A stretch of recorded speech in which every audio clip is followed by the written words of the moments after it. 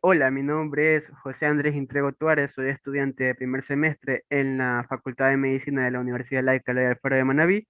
Este video va a tratar sobre los pares craneales 7 y 9, es decir, el nervio facial y el nervio glosofaríngeo. Primeramente, podemos hablar del nervio facial, unas generalidades. Podemos decir que es un nervio mixto que se constituye por dos raíces, una raíz motora, que es el nervio facial en sí, y una raíz sensitiva, que es el nervio intermedio de Weisler. Estas dos raíces, además de sus fibras motoras y sensitivas correspondientes, van a tener también fibras autónomas. Estas van a controlar lo que es la secreción lagrimal en el caso de la raíz motora y lo que es las secreciones de las glándulas linguales, submandibular y sublingual en el caso de la raíz sensitiva. Hablando ya de su origen, podemos decir, para hablar del origen real, primeramente tenemos que tomar en cuenta las dos raíces. En el caso de la raíz motora, su origen real va a darse en lo que es el núcleo del nervio facial, que se sitúa en la sustancia reticular gris del puente, y en el caso de la raíz sensitiva, podemos decir que se origina en el ganglio geniculado, que se sitúa en el primer codo del trayecto intrapetroso. Como dijimos que tenían fibras vegetativas, podemos decir que las fibras vegetativas de ambos nervios van a proceder de dos núcleos diferentes, que son los núcleos parasimpáticos del nervio facial. Estos son el núcleo salivar superior y el núcleo lácrimo muconasal. Hablando ya de lo que es el origen aparente de estos nervios, podemos decir que se encuentra en la parte lateral del surco uropontino, medial a lo que es el nervio vestibulococlear.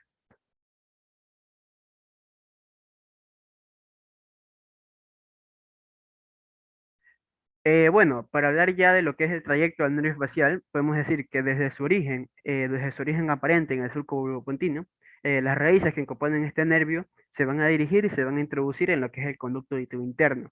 Al llegar al fondo de este conducto auditivo interno, las raíces van a penetrar en el conducto facial y lo van a recorrer en sus tres segmentos. El primer segmento, que comienza en el orificio del conducto facial, mide de 3 a 4 milímetros de extensión.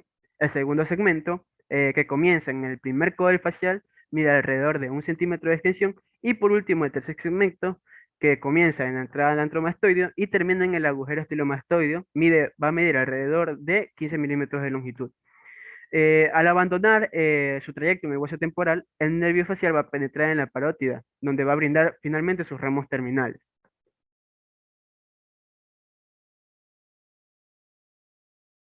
Ahora, para hablar de lo que son las relaciones del nervio facial, podemos decir que tiene relaciones a lo largo de todo en el trayecto en la cavidad craneal, en su trayecto en el conducto auditivo interno y en su trayecto a través de lo que es el conducto facial. Además de lo que es su trayecto extrapetroso, es decir, en el trayecto que se va desde el agujero estilomastoideo hasta la región de la parótida.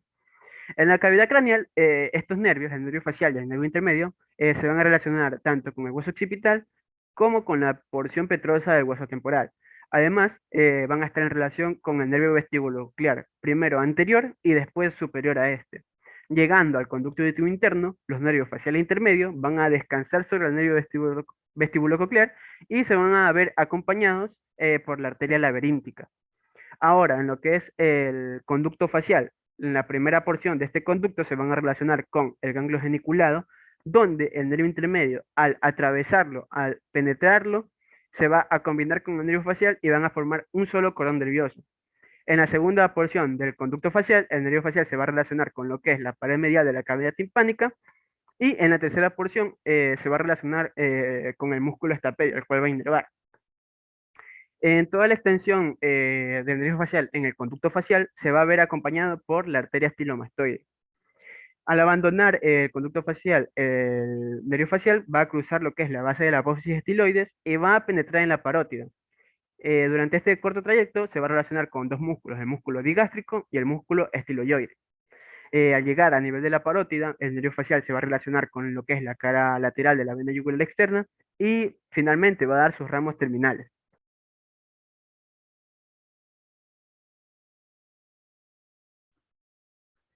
Hablando ya de lo que son sus ramas colaterales y bueno, y terminales, que también la vamos a decir ahora, el nervio facial va a brindar ramos colaterales en su porción intrapetrosa y en su porción extrapetrosa. Hablando primeramente de lo que son sus ramos en su porción intrapetrosa, podemos mencionar al nervio petroso mayor, que nace a nivel del ganglio geniculado e inerva mediante al ganglio pterigopalatino, en donde acaba, a la mucosa buconasofaringea y a la glándula lagrimal.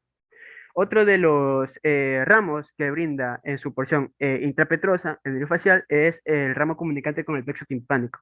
Esta rama se va a originar lateral al ganglio geniculado y se va a terminar incluyendo en el ganglio óptico. También brinda una rama para el músculo estapedio. Esta se va a originar en el tercer segmento del conducto facial y va a inervar al músculo con el mismo nombre. Posterior a esta rama del músculo estapedio, va a brindar un haz nervioso que se llama cuerda del tímpano. Esta cuerda del tímpano va a nacer del nervio facial superiormente al agujero estilomastoideo, va a atravesar la cavidad timpánica y se va a unir al nervio lingual a nivel de la fascia interpterygoide. Esta cuerda del tímpano va a inervar a través del nervio lingual a las glándulas submandibular y a la sublingual.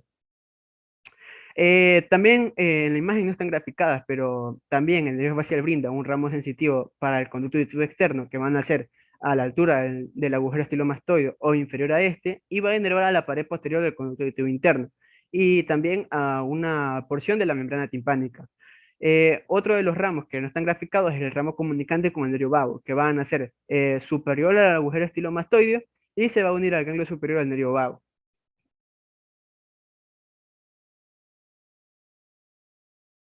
Como habíamos mencionado, el nervio vago, además de sus ramos colaterales en su porción intrapetrosa, también brinda ramos colaterales en su porción extrapetrosa, es decir, inferior a la porción petrosa del temporal.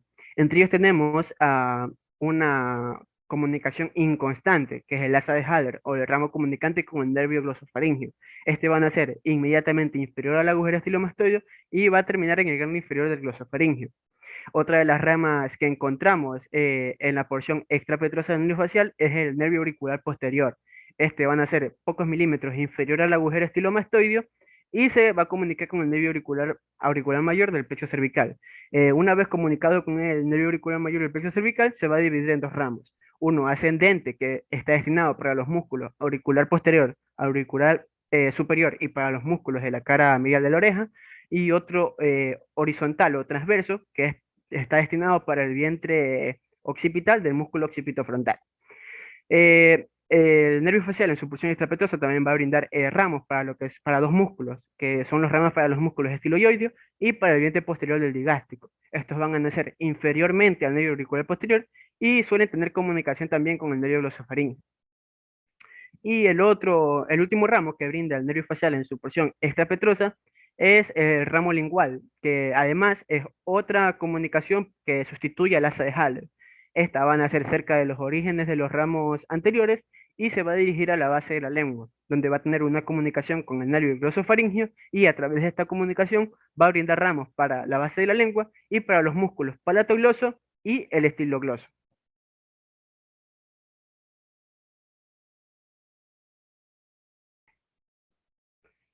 Ahora, por último, tenemos lo que son los ramos terminales.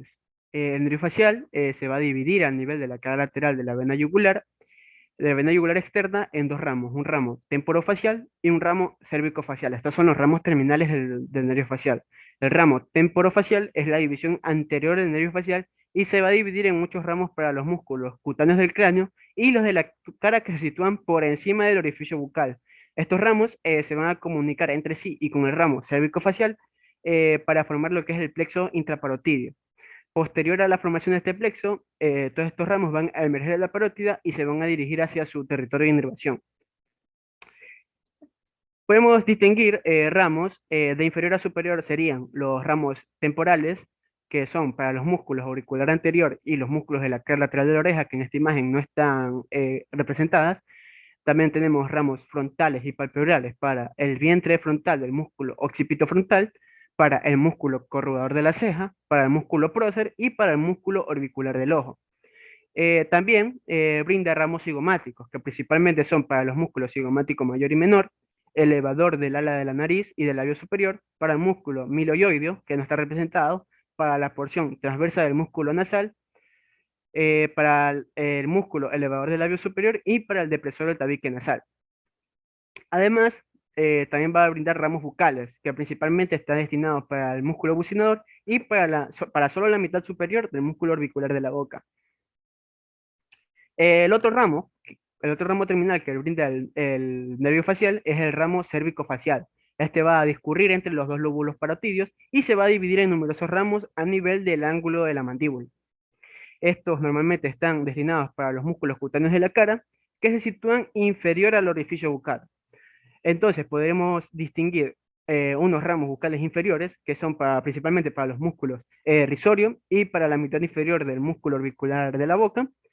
Tenemos también ramos marginales de la mandíbula, para los que son los músculos depresor del ángulo de la boca, depresor del labio inferior y el músculo mentoniano. Y finalmente tenemos un ramo cervical que está destinado únicamente para el platismo.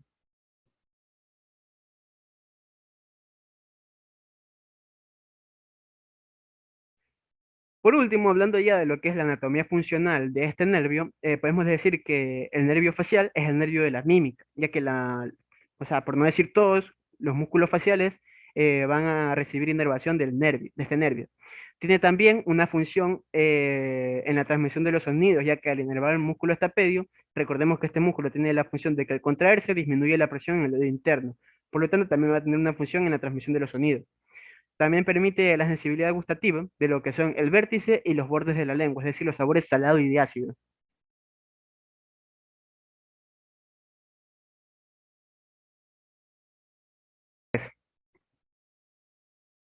Hablando ya de lo que es el nervio glosofaringeo, podemos decir que es un nervio sensitivo motor que contribuye mediante sus fibras motoras a la inervación de los músculos de la laringe y a algunos de la lengua. Mediante sus fibras sensitivas va a contribuir a la inervación de la mucosa de la faringe y lo que es el tercio posterior de la mucosa de la lengua. También posee fibras vegetativas que se destinan principalmente a la secreción de la glándula parótida. Para hablar ya de los orígenes, tenemos que tomar en cuenta el origen real de sus fibras motoras y de sus fibras sensitivas, así como también de sus fibras vegetativas. Las fibras motoras van a nacer dentro del núcleo ambiguo del bulbo raquídeo. Las fibras sensitivas se van a originar en dos ganglios que se sitúan en lo que es el trayecto del nervio. Uno se denomina ganglio inferior del nervio glosofaringeo y el otro se denomina ganglio superior al nervio glosofaringeo. Por otro lado, las fibras vegetativas se van a originar dentro del bulbo en dos núcleos. Uno visceromotor, que es denominado el núcleo salivatorio inferior, y otro viserosensitivo, que es denominado núcleo paramediano posterior, que no está graficado. Con respecto a su origen aparente, podemos decir que el nervio glosofaringeo sale del bulbo por la parte superior del surco posterolateral. Con respecto a su trayecto, no hay mucho que decir. Podemos decir que desde el bulbo, el nervio glosofaringeo se dirige y emerge del cráneo por el agujero yugular. Este se acoda en ángulo recto y desciende describiendo una cuerda hasta lo que es la base de la lengua.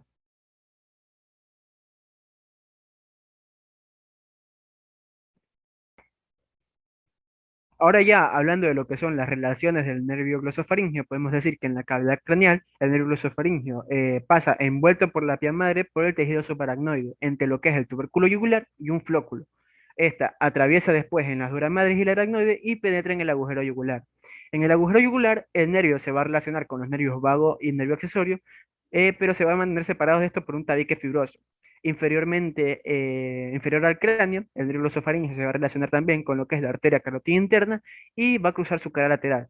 Se va a incurvar anterior e inferiormente y va a dejar atrás o posteriormente a los nervios vago y accesorio. Anteriormente a la arteria carotídea interna, el nervio va a cruzar la cara lateral del músculo estilofaringeo y se va a aplicar al músculo constrictor superior de la faringe. Esto hasta llegar a la base de la lengua. En este trayecto también va a tener relación con lo que es el músculo estilogloso, la amígdala palatina y la arteria palatina ascendente.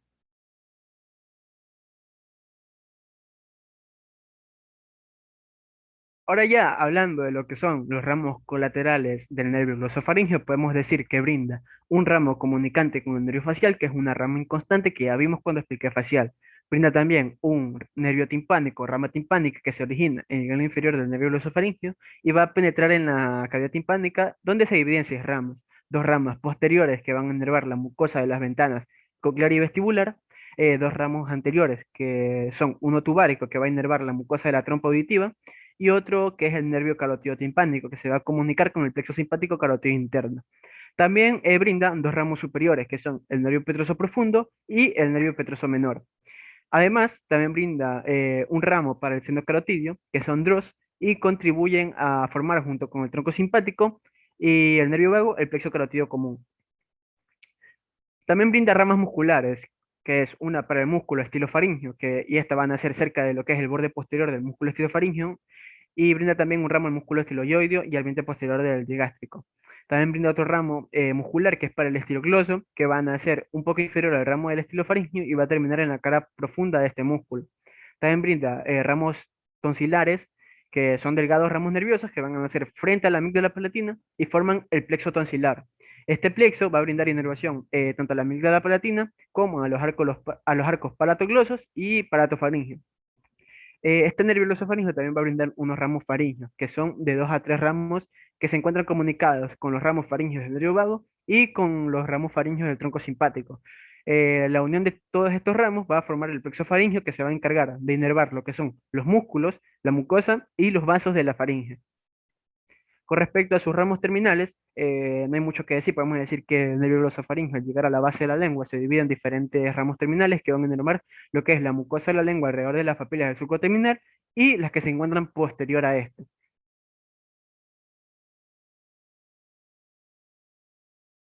Ahora, hablando de lo que es la anatomía funcional del nervio glosofaringeo, podemos decir que el nervio glosofaringeo es el nervio del gusto, ya que percibe mediante sus receptores los sabores amargo y dulce.